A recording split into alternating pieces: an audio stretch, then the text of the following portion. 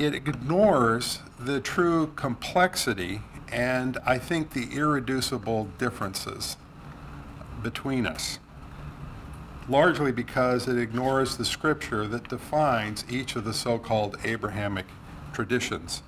It ignores much of the Torah, the New Testament, the Quran, and the Book of Mormon. So I think there's some better ways to think about interreligious dialogue, even among the religions being talked about in this conference. My analogy is my analogy to the relationship between boys and girls. I want to suggest to you there are 3 stages in that relationship, at least as I recall them. And it has to do with how we view the other. When I was a little boy, girls were the other, and I wanted nothing to do with them. I didn't want to know about them.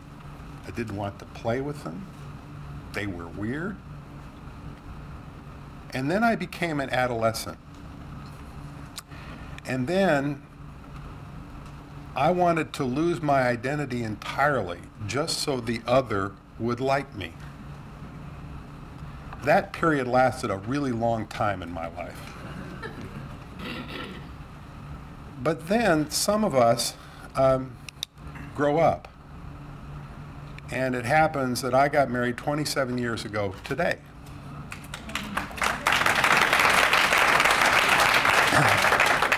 And we still are wrestling with the otherness of each other.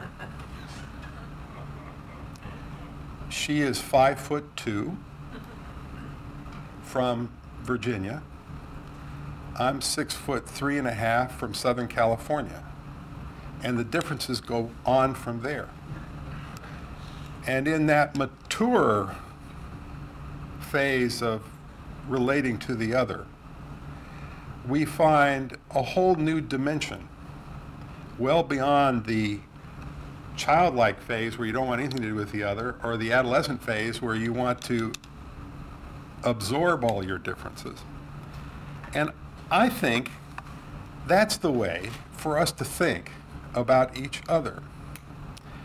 So in my late adolescence, in looking at this issue, I want to just share with you where I am, who I am, and how I see you, and what I believe about what could happen between the sort of large amorphous group of Protestants I sort of represent and the LDS Church.